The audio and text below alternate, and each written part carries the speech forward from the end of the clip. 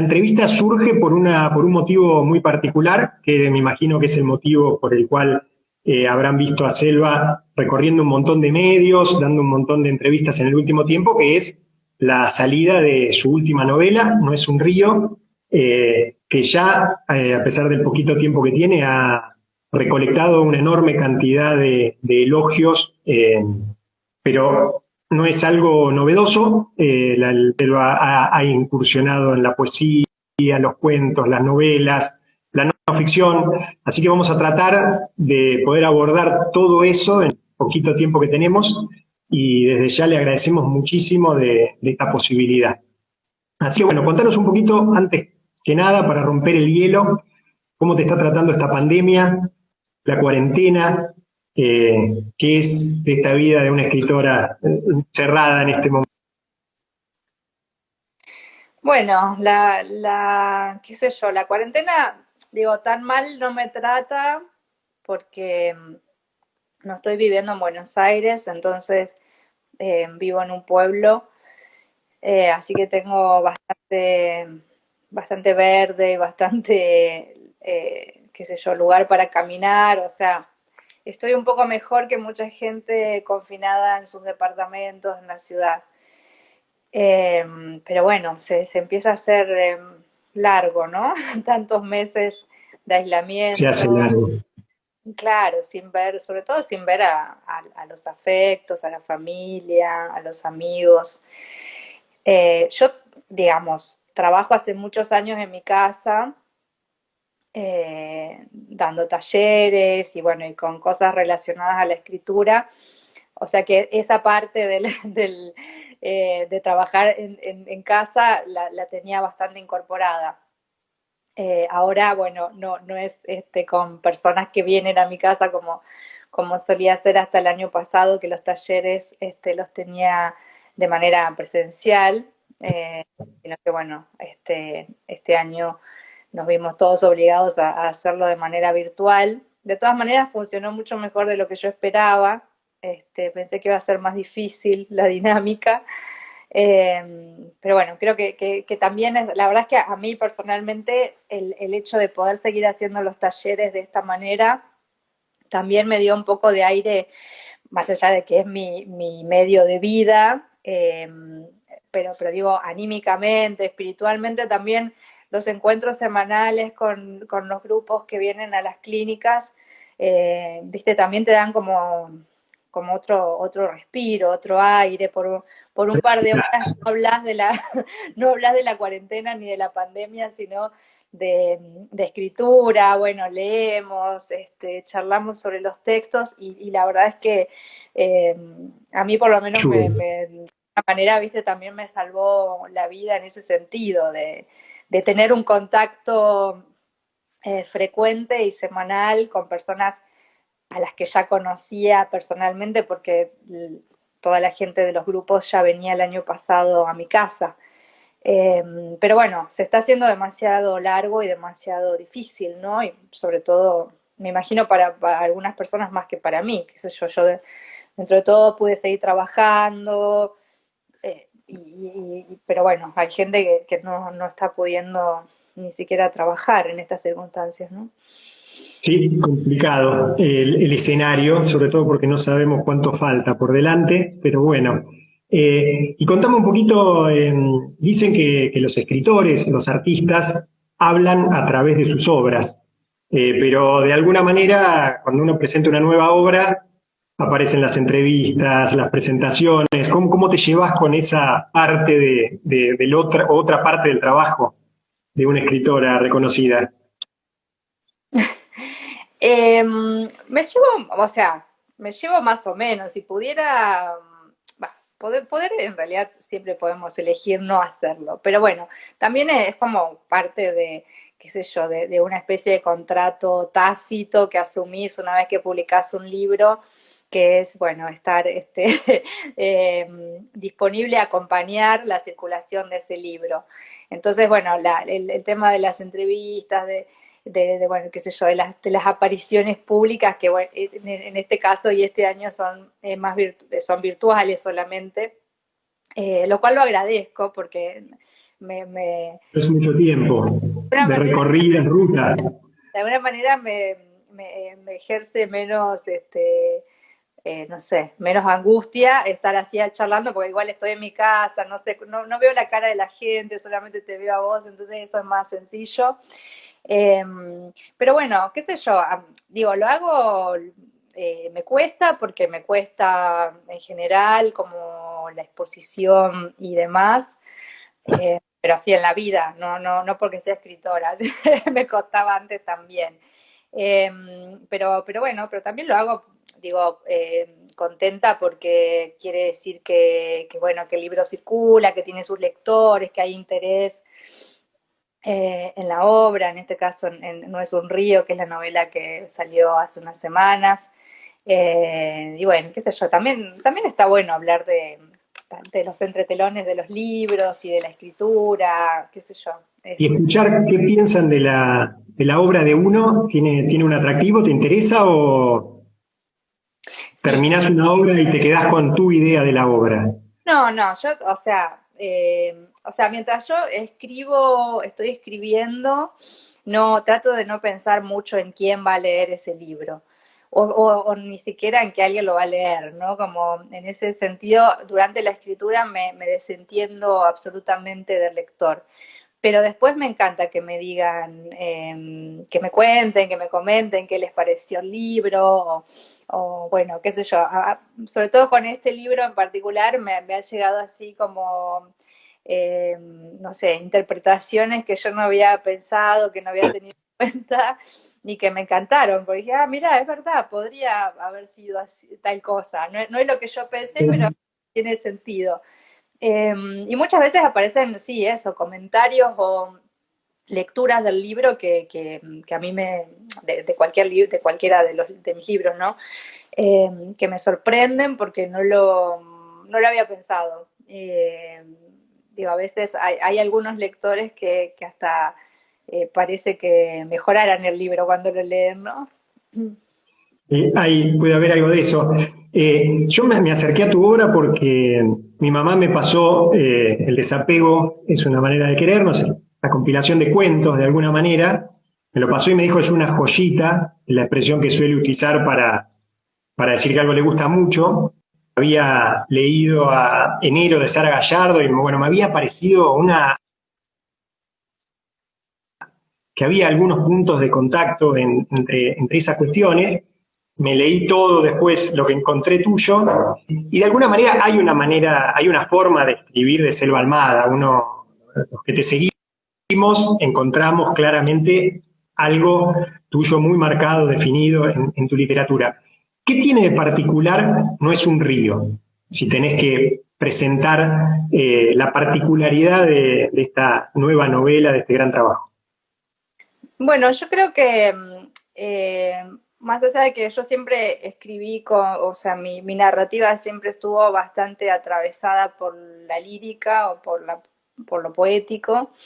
Me parece que esta es como mi novela, como donde esto está más acentuado.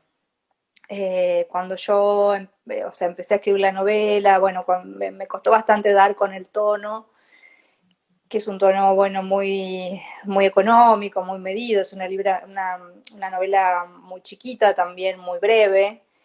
Eso, la brevedad tiene que ver con el tono que yo elegí para contar esa historia. Y quizá el hecho de que transcurre en una isla del río Paraná con gente que pesca, gente que va a pescar por diversión, por deporte, y gente que vive literalmente de la pesca, que son los isleros, los lugareños.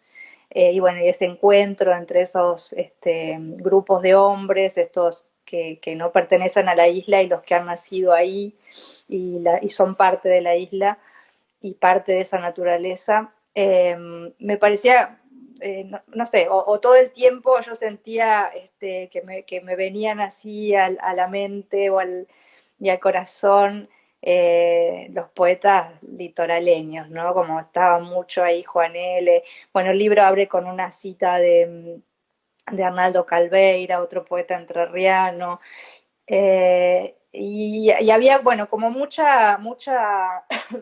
recuerdo de la poesía, de lecturas o de anécdotas puntuales que me han contado de Juan L., por ejemplo, dando vueltas. Y bueno, y creo que eso también, como que ese espíritu poético un poco se metió en la novela y creo que es mi novela más poética.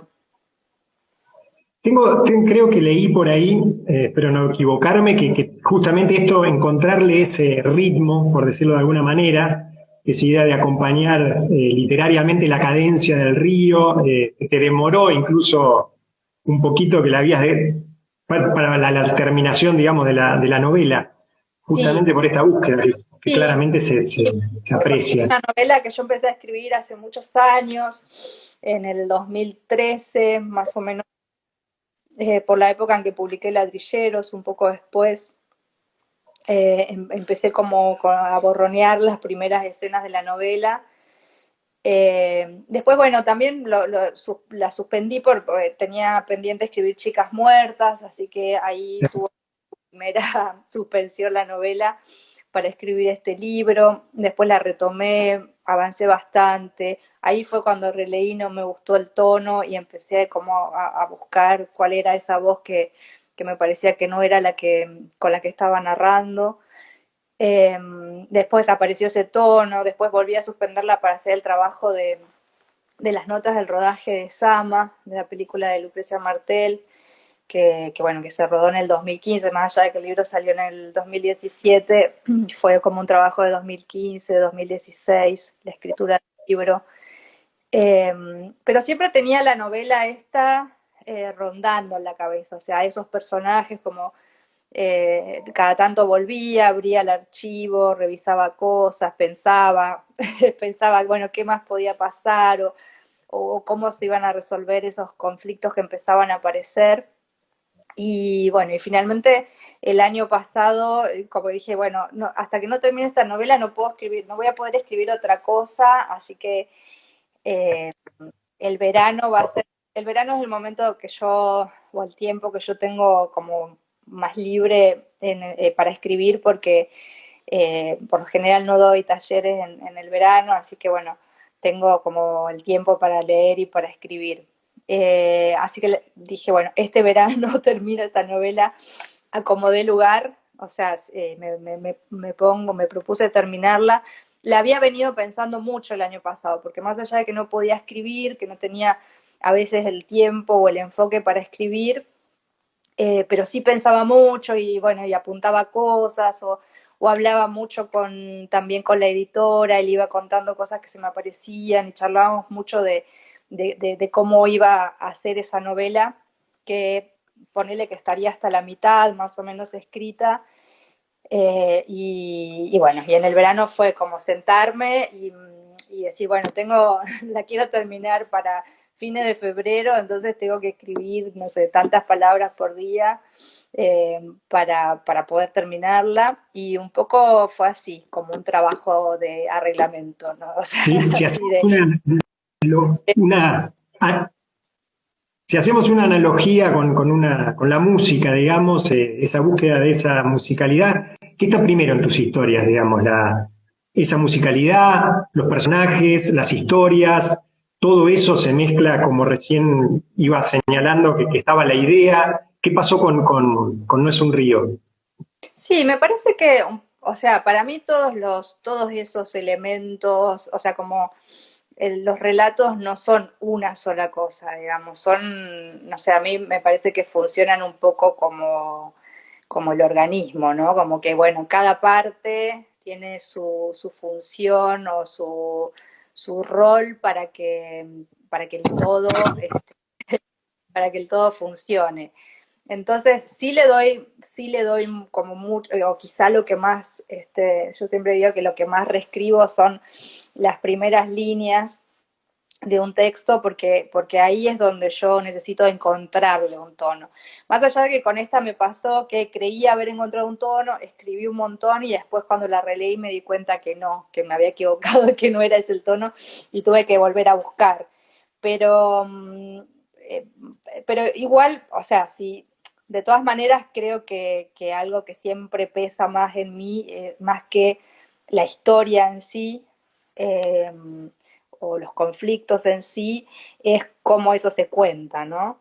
Que también es el tipo de literatura que a mí me gusta leer. O sea, a mí me gusta, por ejemplo, no sé, me gustan mucho los norteamericanos, ¿no? Me gusta mucho Carver, por ejemplo, que es una historia como nimia, doméstica, minúscula, y bueno, y de eso el tipo hace todo un universo. Entonces, como quizá no me interesan mucho los grandes acontecimientos en las novelas, o la épica. Los pequeños relatos, ¿Cómo? los pequeños relatos, las pequeñas historias. Sí, pequeñas historias, personajes también, en cierto modo, del montón. Digo, mis personajes son, no sé, podría ser cualquier, no tienen atributos demasiado heroicos.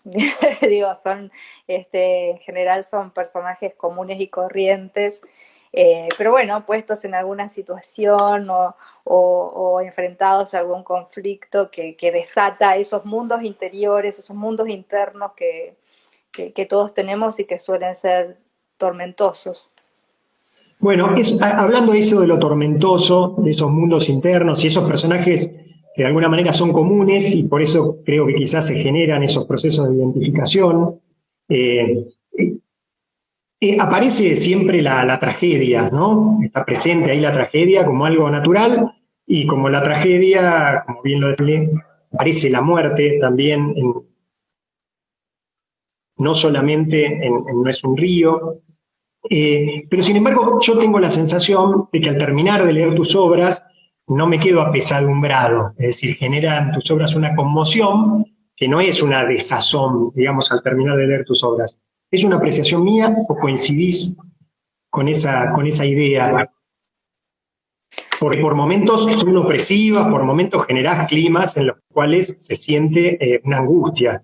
Pero sin embargo, al terminar de leer, uno como que se queda conmovido, pero bueno, no pesadumbrado. No sé si es mi sensación o bueno, o la compartís. Bueno, qué bueno. No sé, porque viste, es muy distinto a lo que me puede pasar a mí como autora.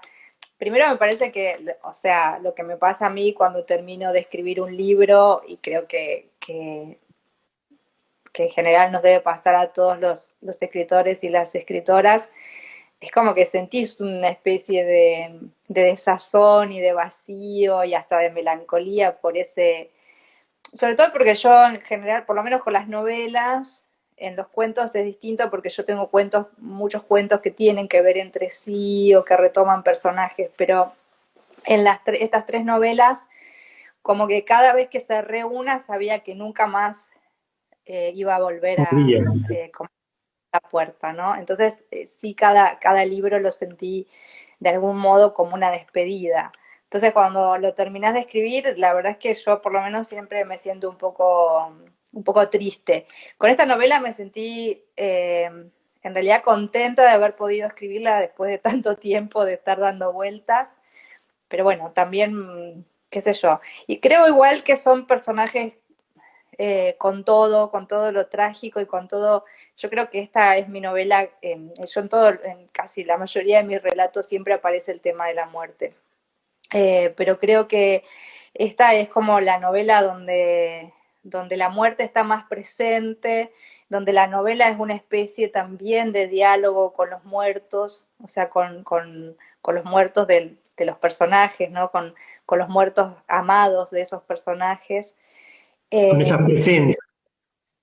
con esas presencias, o sea, sí, como si fuese una larga conversación con los que ya no están, pero que tiene sus momentos luminosos. Incluso creo que, qué sé yo, que el personaje de Xiomara, que es por ahí el personaje más trágico y más conmovedor, al final también hay una especie de luz o encuentra una luz ese personaje o encuentra un alivio o encuentra, no sé, confortación, no sé si existe la palabra, pero esta cosa de sentirse Sí, confortada. se redime de alguna manera. No sí. sé si tampoco es la palabra. Entonces, y al mismo tiempo creo que en esta novela en particular también el paisaje ayuda mucho, ¿no? No sé, el paisaje, que el monte, que tiene sus oscuridades, pero también tiene su luminosidad, el río, esos hombres. A mí hay, por ejemplo, una escena que me gusta mucho, que me gustó mucho cuando apareció y cuando pude escribirla, creo que la pude escribir bastante bien. Cuando Aguirre va a ver a sus amigos que están como haciendo la sobremesa después de comer unos dorados. Y hay como toda una cosa ahí de la luz, o sea, de la luz de la tarde que cae sobre esos hombres, sobre los recados, que es muy hermoso, muy luminoso, me parece. Sí, el paisaje forma parte, claramente es un personaje más de todas tus obras, creo que hay un trabajo de los paisajes que generan los climas y que funcionan casi como un personaje extra. Me mencionabas esto de las tres novelas, y de alguna manera las catalogaste en algún momento de trilogía de varones. ¿Qué significa eso? Bueno, era, digamos, fue algo como que más, como algo, yo empecé a llamarlas así, un poco la intimidad, cuando empecé a escribir esta, porque la verdad es que no se me había armado una serie demasiado clara con El viento, Carraza y Ladrilleros, que son dos novelas que yo escribí muy enseguida, ¿no? Escribí el viento, Carraza, la terminé en el 2009 y en el 2010 empecé a escribir Ladrilleros, o sea que fueron casi, no hubo prácticamente tiempo, pausa entre una y otra. En cambio, bueno, entre estas sí hubo un paréntesis, más allá que haya empezado en el 2013, pero digo, bueno, hasta la escritura final yo la considero recién este verano, digo, o sea que pasaron muchos años. Pero cuando empecé a escribir esta, ahí sí me di cuenta que había algo, sobre todo básicamente en el universo, ¿no? En el universo de personajes, de protagonistas varones, con conflictos de los varones o del mundo masculino, que podía emparentarlas a las tres. Más allá de que obviamente las tramas, los personajes son independientes en cada novela y que cada novela puede leerse sin leer la anterior, sin leer las otras. Pero bueno, en un plano así más subterráneo, me parece que las tres forman esta serie que yo empecé a llamar Trilogía de Varón. Bueno, y después ya lo adoptamos cuando salió esta, Al aparece en la marketing. contratapa así, bueno, y ya hay como toda una ¿Te idea de que costó, están emparentadas. te costó o desde qué lugar trabajás las voces de los varones? Es decir, ¿desde qué lugar reconstruir justamente a un otro? Con la particularidad que tiene hablar de los varones en este momento histórico en el cual hay mucha resignificación, mucha atención sobre estas temáticas. ¿Desde dónde reconstruir entonces? Sí, eh, bueno, qué sé yo, más allá de que que no sea varón, digo, bueno, siempre he convivido con varones, no sé, tengo padre, tengo hermano, tengo primo, tengo muchos amigos varones, o sea que tampoco es un universo que me resulta muy ajeno, no es un universo que me resulte ajeno, eh, para nada. Y después las voces, bueno, no es muy distinto a cualquier voz de un personaje que no seas vos. O sea, incluso cuando Distintamente. escribimos textos autobiográficos tenemos que reinventar ese personaje o inventarnos a nosotros mismos como personajes. Entonces, bueno, no sé, no me provoca dificultad poder narrar desde la mirada de un varón, porque siempre, o sea, siempre sé que lo que estoy haciendo es una ficción, o sea, la verdad que yo no sé si después los varones sienten narrados por esa voz, o quizás piensen que que no tienen nada que ver con esos varones, no sé. Porque bueno, nada, es una novela, o sea, no, más, o sea, más allá de la de que escribimos a partir de nuestra propia experiencia siempre, o atravesados o atravesadas por esa experiencia, no deja de ser una ficción, no deja de ser una novela, no dejan de ser preguntas o ideas que yo tengo sobre esos mundos, pero que tampoco sé muy bien cuánto hay de verdad ahí. Sí, bueno, de verdad hay la verdad que hay en la ficción, que para mí hay una verdad en la ficción, pero Hay bueno, una, esa no, no sé si se ajusta tanto a la realidad. bueno, en algún lado también pude ver que te definías como una chica de provincia, es decir, claramente eso está presente la cuestión del provincialismo, digamos, de provincialismo, se dice, sí, ¿no?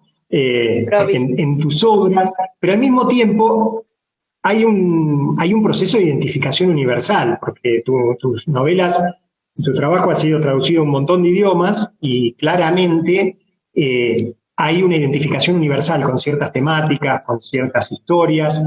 ¿Qué significa eso de ser una chica de provincia, de contar historias mínimas, relatos de lugares particulares, pero tienen un proceso de identificación tan amplio y, si se quiere, universal? ¿Te pusiste a pensar alguna vez en en eso que puede llegar a ser encontrar una novela tuya en un idioma que no conoces y que incluso cómo hacer para traducir esas particularidades Sí, a otra cultura, otra lengua?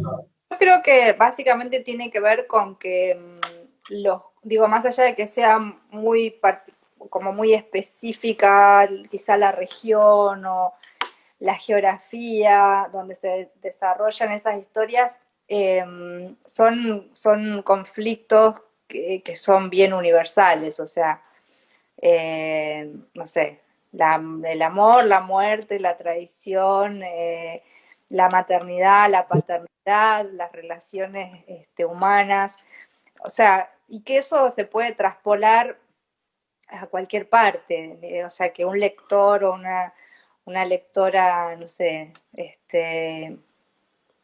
de Europa puede, más allá de que no conozca el lugar donde se desarrolla el paisaje, donde se desarrolla esa historia, sí puede sentirse identificado o identificada con lo que les está pasando a los personajes.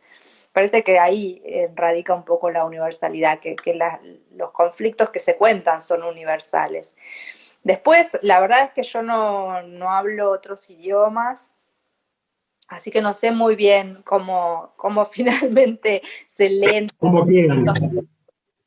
Pues en general los traductores me preguntan mucho, bueno, con algunos libros más que con otros, con El viento que arrasa no tanto, porque es un libro más, con un lenguaje un poco más clásico, con menos vericuetos, pero bueno, con ladrilleros, por ejemplo, sí, me consultaron muchísimo, porque había muchos giros o palabras que son bien regionales y Claro. que de repente les costaba traducir. Pero Ahora, bueno, el viento que arrasa, siempre es una lectura, ¿no? claro, ahora el viento que arrasa no costó traducirlo a otro idioma, pero sí es una ópera. ¿Cómo te llevas con Sí, eso? Una hicieron ópera, una película, el traspaso a otros formatos. ¿Te sorprende? ¿Te gusta participar? ¿No? ¿Preferís que...? no participo o sea, las dos novelas están vendidas para ser llevadas al cine. El proyecto de ladrilleros creo que está bastante avanzado por lo que he leído por ahí, pero yo no tengo contacto, o sea, eh, una vez que, bueno, que doy el permiso para los derechos, después ya no me involucro, porque, no sé, con mis propios libros, yo escribo cine, o sea, tampoco es que soy guionista, pero he escrito, ahora este año se empezó a rodar una película que se llama Jesús López, en la que yo colaboré en el guión, una película de Maximiliano Schoenfeld, ahora estamos escribiendo otra cosa juntos. Estamos con él y con otros dos amigos cineastas escribiendo el guión de una serie hace muchos años, pero no, o sea, adaptar una novela mía a guión me resultaría muy, muy difícil, porque ya lo que tenía que decir de esos personajes y de ese mundo ya lo dije en la novela. No sé, me parece que lo bueno de las películas es cuando hay una lectura diferente, con una lectura propia, que la puede hacer un director, un guionista que no sos vos, ¿no? Exacto. Y para meternos ahora en alguna de las temáticas que abordaste y que tienen claramente una fuerza en este momento histórico, muchas problemáticas sociales que están ahí metidas como historias centrales o como historias paralelas de tus novelas.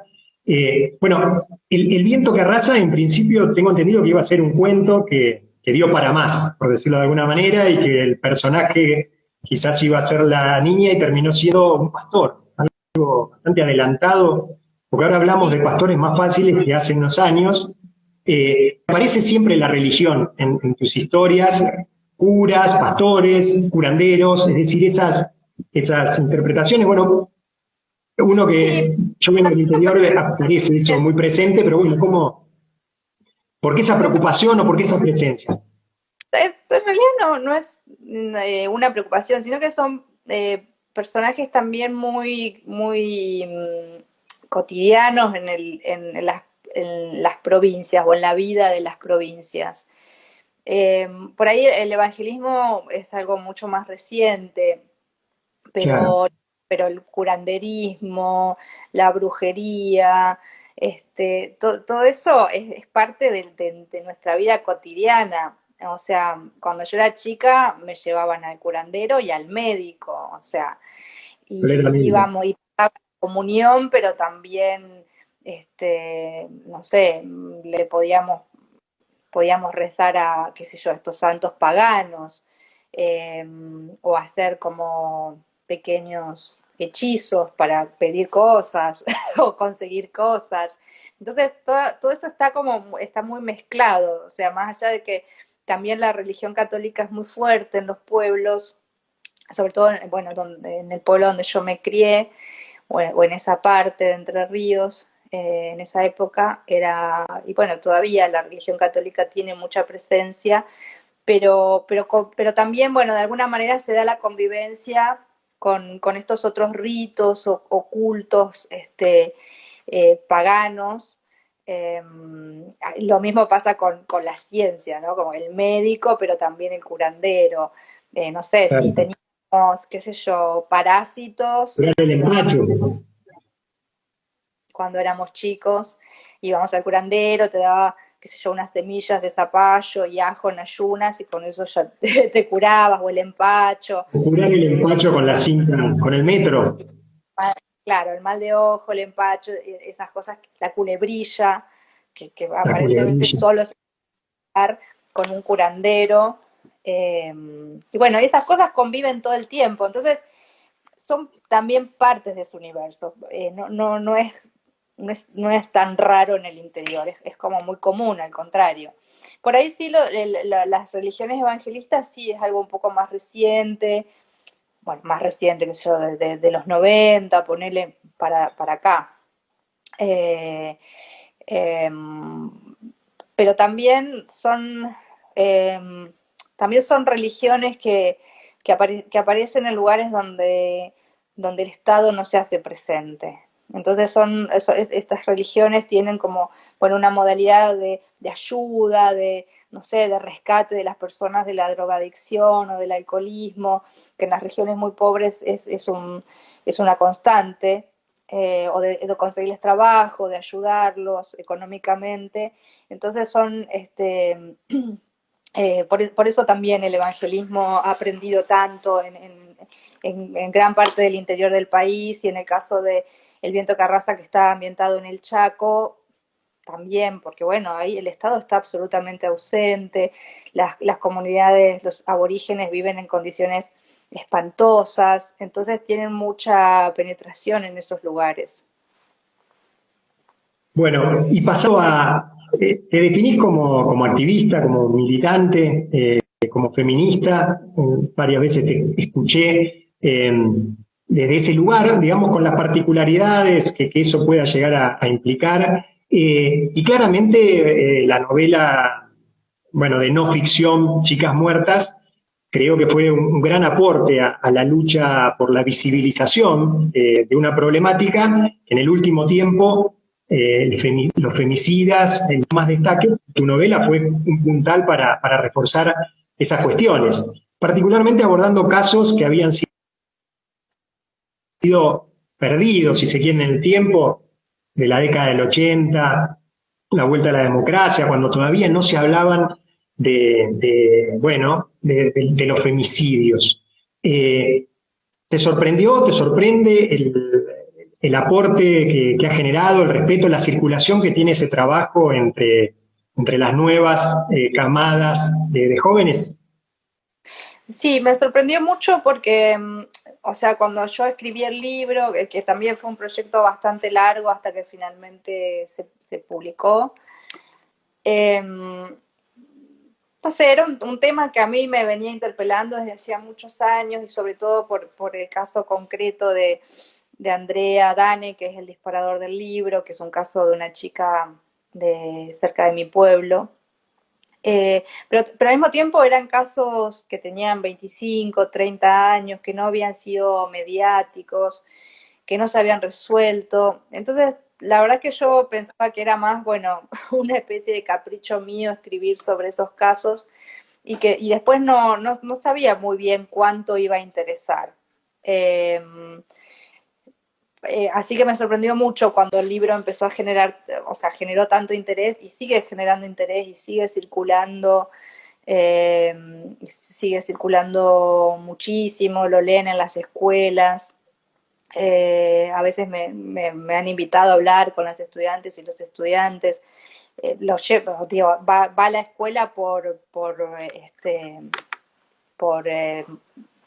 motivación de las docentes, ¿no? No es que el libro esté en un plan escolar, ni mucho menos, pero eh, sí es un libro bueno, que lamentablemente tampoco pierde actualidad, porque tampoco es que estamos, digo, más allá de que sí hay una conciencia mayor del tema, y que sí, bueno, antes decíamos crimen pasional y ahora ya casi nadie se le ocurriría llamarlos así, eh, pero bueno, después las estadísticas son claras, o sea, no baja el número de femicidios anuales. Y Y bueno, hasta aumenta, y ahora con la cuarentena claro, se ha incrementado un poco. y sí, porque imagínate que es tremendo, es estar obligada a estar en tu casa encerrada con tu agresor. O sea, o el hecho del encierro y del aislamiento también te corta los lazos, los pocos lazos que tenés con otras, con personas amigas o familiares o lo que fuera que quizá te podrían ayudar. O sea, te corta absolutamente los lazos, eh, y te quedas sola, encerrada en un departamento con la persona, con el hombre que te agrede, que ya te agredía, y ahora estás como, ni siquiera tenés la excusa de salir a trabajar o de salir a... Es terrible, o sea, se orquestaron algunas cosas, qué sé yo, hubo algunos programas y demás, pero la verdad es que la situación para las mujeres en situación de violencia de género y violencia doméstica, esta cuarentena fue terrible, es terrible, porque sí. Ahí esa idea de que no pierde actualidad, no pierde vigencia, en la investigación de esos casos, que si bien son particulares, se generalizan. Es un libro muy impactante. El libro sí que es muy duro, muy impactante, porque aparte aparece esta idea de que no es digamos que el patriarcado, que la cuestión del machismo es una cuestión que tiene otros elementos que actúan sobre el mismo, digamos, la complicidad al lado de las instituciones, es decir, aparece fuerte que es una cuestión que excede el comportamiento particular de determinados sujetos. ¿Cómo ves el movimiento de mujeres en la actualidad con respecto a estas luchas, a estas temáticas? ¿Qué, ¿Qué lectura haces de un fenómeno que se ha convertido en un fenómeno mundial y que está conmoviendo, si bien todavía no ha logrado quizás esa modificación radical del problema, claramente está conmoviendo al conjunto de la ciudadanía, de la opinión pública, de los trabajadores y demás? ¿Cómo lo estás viendo? Yo creo que, no sé, en Argentina por lo menos, o sea, los movimientos feministas en estos últimos 5 años, si contamos desde el primer Ni Una Menos, de la primera marcha de Ni Una Menos, que me parece que esto fue como una ebullición del tema y como que el tema empezó a hablarse en todas partes. O sea, yo creo que los feminismos son como es el movimiento político más importante de Argentina desde el peronismo, qué sé yo. Entonces, es indudable el aporte que han hecho estos movimientos y que siguen haciendo en tanto conseguir derechos, en tanto reclamar por cuestiones que no se reclamaban. Todo el tema del debate del aborto fue también sacar como ese tema tabú, sacarlo a la calle o sacarlo, ponerlo sobre la mesa, a decir que también habían abortado alguna vez. O sea, todos esos logros son increíbles y todo eso se ha conseguido también en estos últimos. Bueno, el aborto, por supuesto, viene desde mucho antes, la campaña nacional por el derecho al aborto, que han hecho un trabajo increíble todos estos años, incluso cuando era todavía mucho más difícil hablar del tema.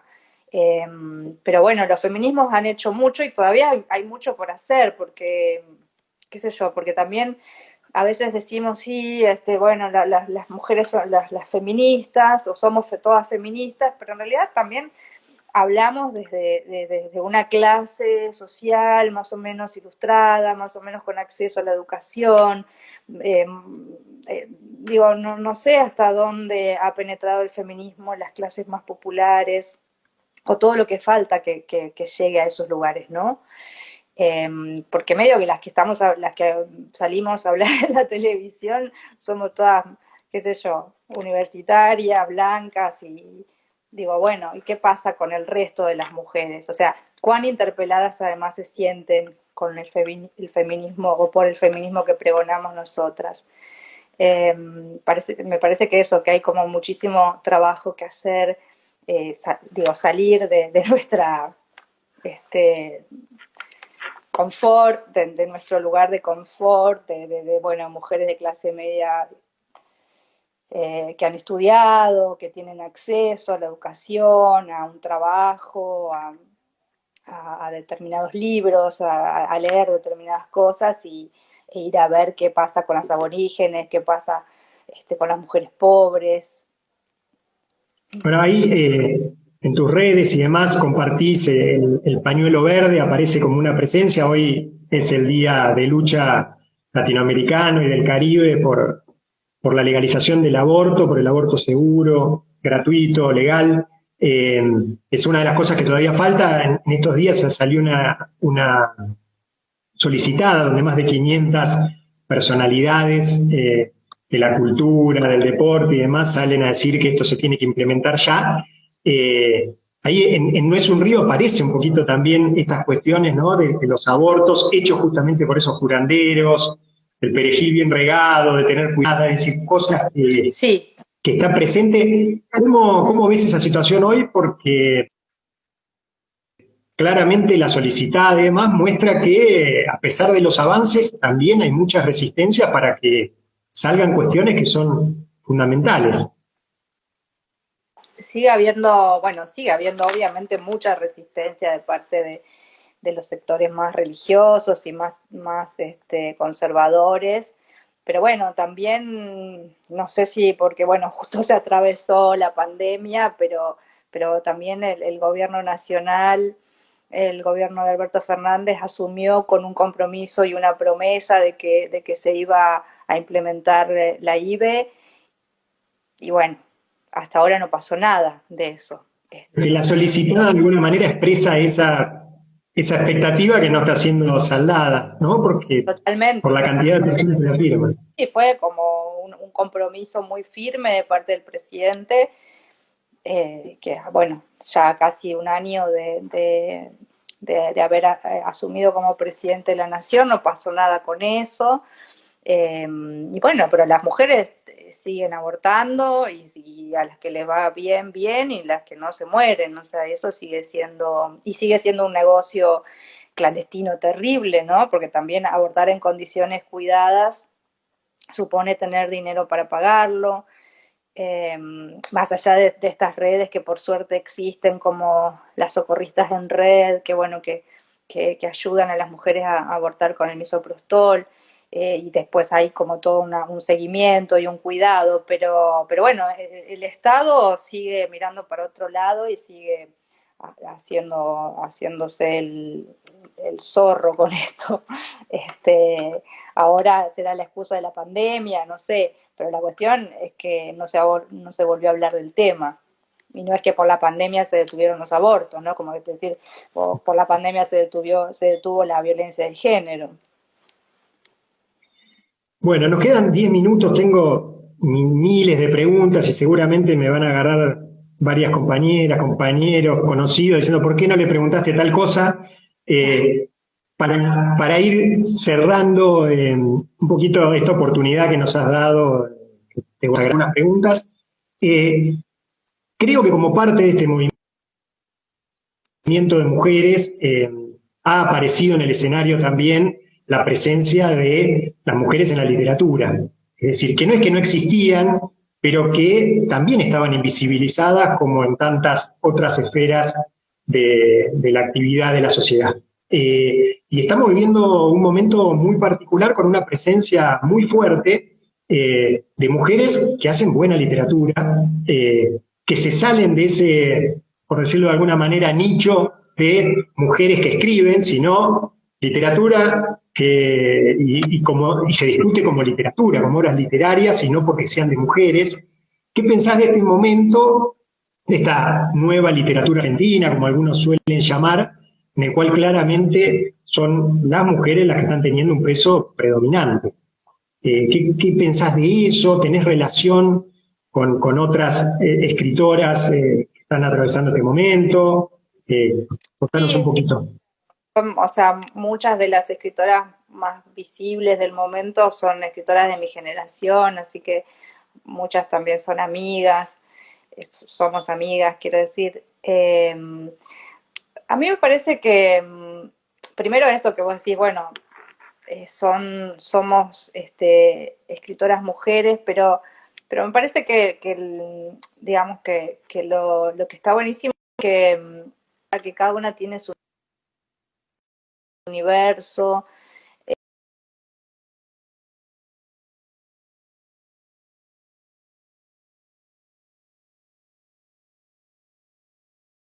que excepto, digo, estar emparentadas por el género de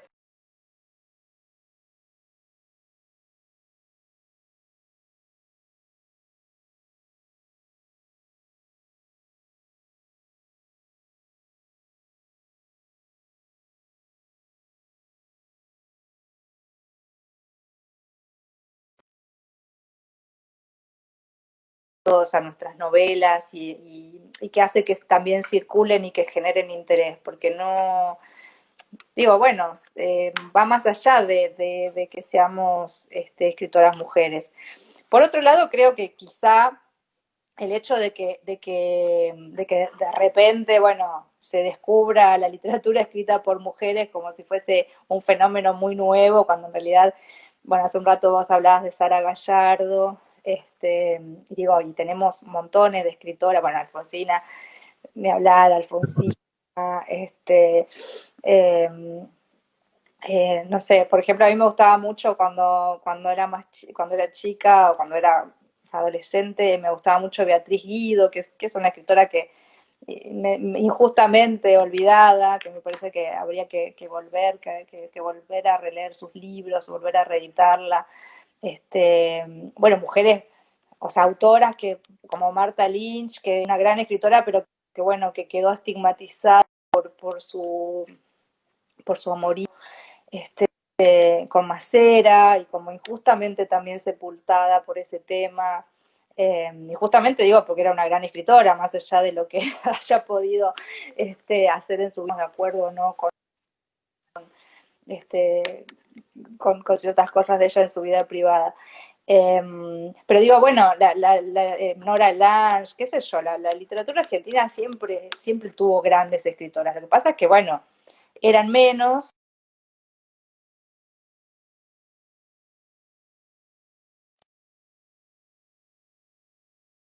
Y siempre estaba las vidrieras de las librerías, los escaparates, los programas de televisión, las críticas, las reseñas, los suplementos, siempre estaban copados por los escritores varones, pero... Y eso, por otro lado, es como que hay toda una literatura escrita por las mujeres para ir a descubrir también a la literatura argentina, porque todas, yo por lo menos, me eduqué leyendo a escritores varones, o sea, me formé leyendo a escritores varones. Y de golpe, bueno, hay que leer, bueno, desde nuestro tiempo también y desde este contexto. Eh, y también creo que, o sea, como algo positivo, creo que el hecho de que no nos hayan dado mucha bolilla las editoriales durante tanto tiempo, también hizo que tengamos una enorme libertad para escribir. Entonces, que ahora, no sé, pueda haber una Mariana Enríquez al lado de una Gabriela Cabezón Cámara, al lado de una Samantha Schweblin, o una Vera Giaconi, una Alejandra Sina, digo, escritoras, una Inés Garland, escritoras muy distintas entre sí.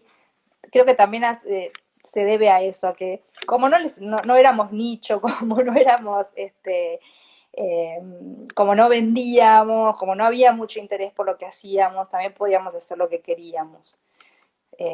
No digo que ahora no, pero digo que también Se fortaleció ese proceso. para escribir no estaba interferida por la posibilidad de ser bestseller o de que nos inviten a hablar en tal feria del libro. Bueno, agradeciéndote enormemente el tiempo, la amabilidad, las respuestas, ha sido un placer. Yo para cerrar solamente dos pedidos cortitos y una recomendación. Por un lado, si tenés alguna anécdota, alguna historia de Alberto Laiseca, algún recuerdo o algo para compartir, tengo entendido que influyó mucho en bueno, esos primeros pasos como escritora, y se me vino a la cabeza por esta idea de la libertad para escribir lo que uno quiere, tratar de no estar tan condicionado, digamos, que la lástima es que en un caso sea por obligación y en otro caso sea por una cuestión de decisión, ¿no? Y la otra que nos recomienda un libro o dos, no, que una... la otra que nos recomienda es un libro que nos recomiendes un libro o dos para cerrar. Yo recomiendo a todos los que nos están siguiendo No es un río, y a los que lo leyeron, que sigan con cualquiera de los de Selva Almada, que no se van a clavar seguro. Así que te dejo con ese cierre. Bueno, no, sí, una de las, o sea, bueno, anécdotas, no sé, tengo miles ahora, viste, cuando te dicen, bueno, no se te ocurre ninguna, pero con esto que decís con respecto a la libertad para escribir, o sea, la ISECA, claro, fue una de las grandes enseñanzas que yo recibí de él, fue esa, como, bueno, escribir como si nadie te fuera a leer, digamos, como con ese permiso, como no tener la censura de la publicación o de la autocensura de la instancia de publicación. Bueno, después nada, qué sé yo, tengo miles de recuerdos o sea, cariñosos. La Iseca ha sido es una persona entrañable, todavía a mí me cuesta hablar en pasado de él porque es como sigue estando muy presente en mi vida y en mis pensamientos. Y después libros, bueno, ya que hoy mencionaste Enero de Sara Gallardo, yo creo que y justamente hoy que estamos en esto también del 28S, es un gran libro para recomendar, una gran novela muy pequeña, pero preciosa y bueno, muy dura, pero también muy poética, muy hermosa. A mí me gusta mucho esa novela de Sara Gallardo.